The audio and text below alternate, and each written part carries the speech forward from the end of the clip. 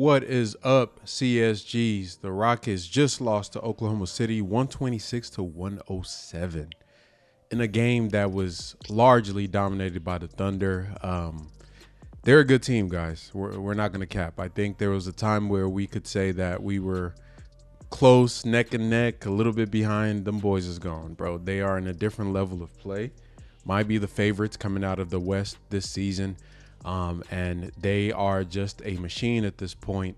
And the Rockets had no answers for what they did. I think we were outcoached. I think we were outplayed. I think, once again, another kind of schematic mismatch. I'm starting to see a trend with these really, really elite coaches that we come in seemingly unprepared. And there are several different things that the Thunder did to get us out of our game. If you remember, during the game, the first quarter, the Rockets were kind of keeping pace.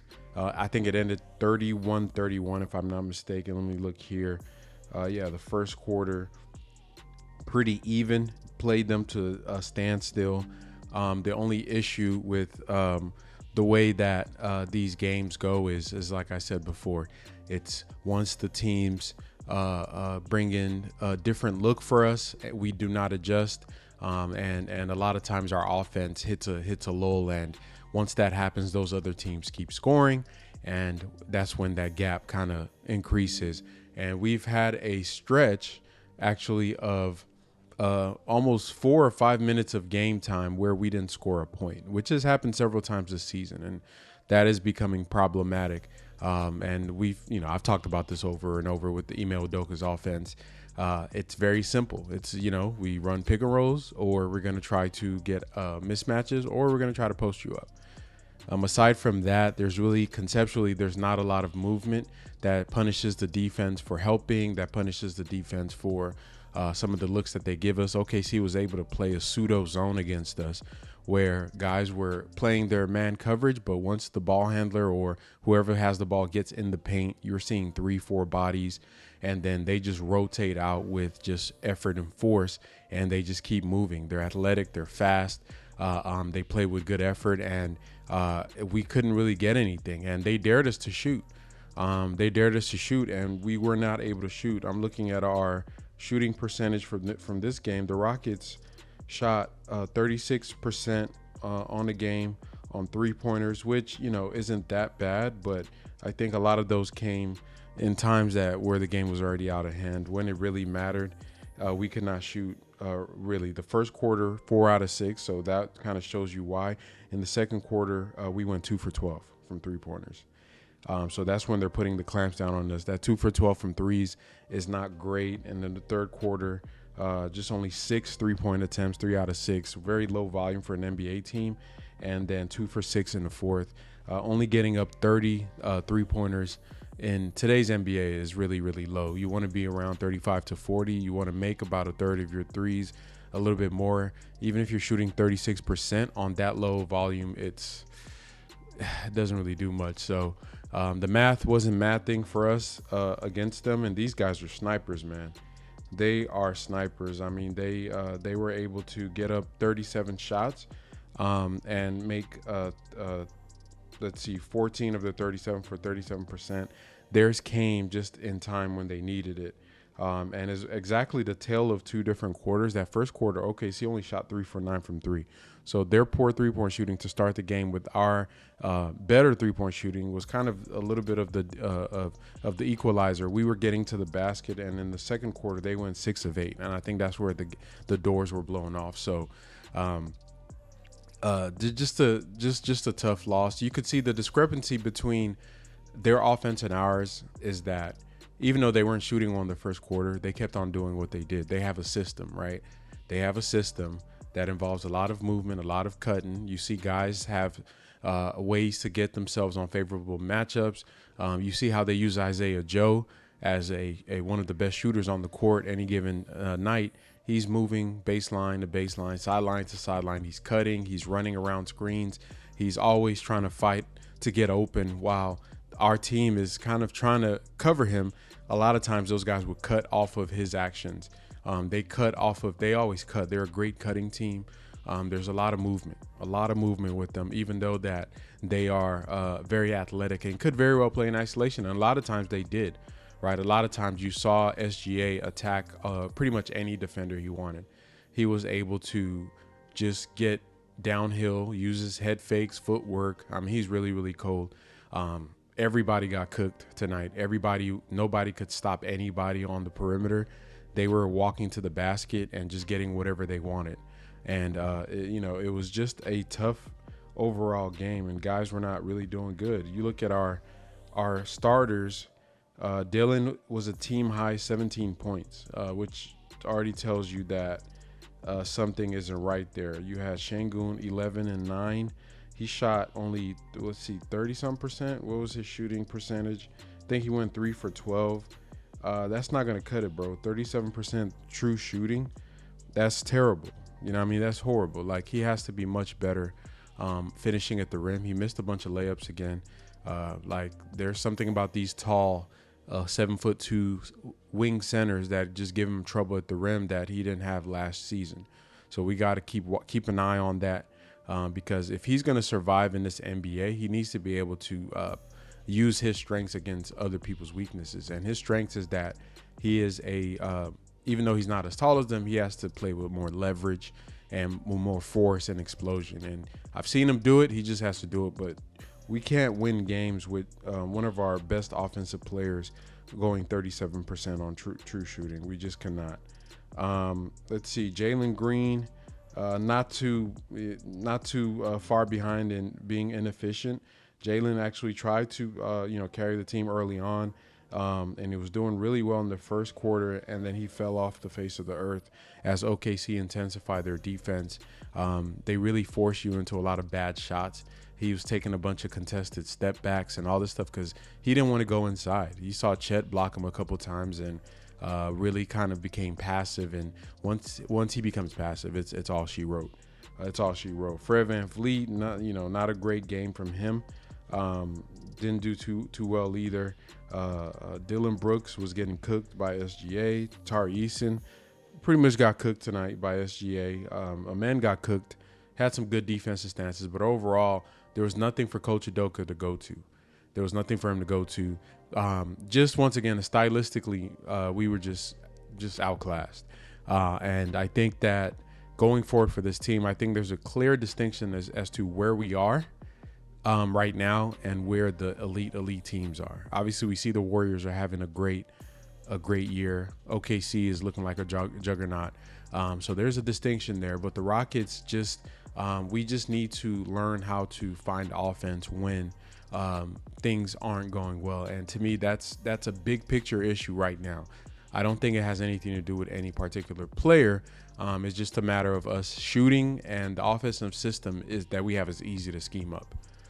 Like if you tell me that you have a player that gets double teamed on the catch, like Alperen Şengün does, and you can't take advantage of that as offense, then I mean, what else can we do? You can't. If a guy is getting double teamed on the catch, not even when he starts posting, like teams are just double teaming him, and you really can't do anything out of it because you can't shoot, or the spacing is bad. It's really, really hard to generate offense if you're giving that and you can't even take advantage of it. And that's on the coaching staff. Like, you have to. It's like every game we come looking like we didn't expect teams to play us the way they do. Teams are going to double, LP in a post. You guys have to be prepared to make them punish. We should build an entire counter system based off of that alone. That alone should be something in itself. Like, okay, we can get a double in the post. Okay, the weak side is going to cut. Then we're going to set a flare. Like, we should be just be more creative in the way we approach our offensive schemes. But it just seems like we get a double and we just stand there. And if you stand there and you're not moving, you could see what OKC did. They can double and then recover because they're athletic to the shooter. And because we're not great shooters, we don't have a bunch of Klay Thompsons out there or these quick trigger shooters.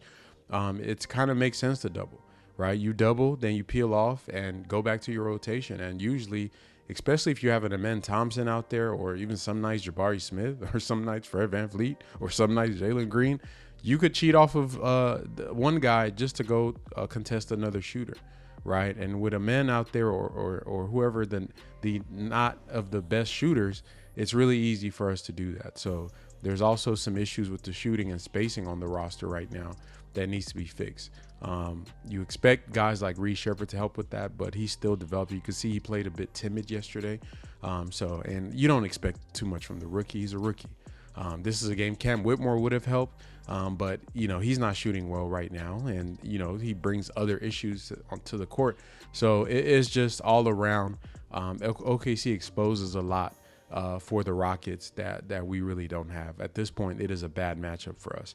We can't go to our backup centers because Steven Adams plays a deeper drop than Boban right now, and they just shoot their threes. And if he does try to step out, he's a cone. So that's there.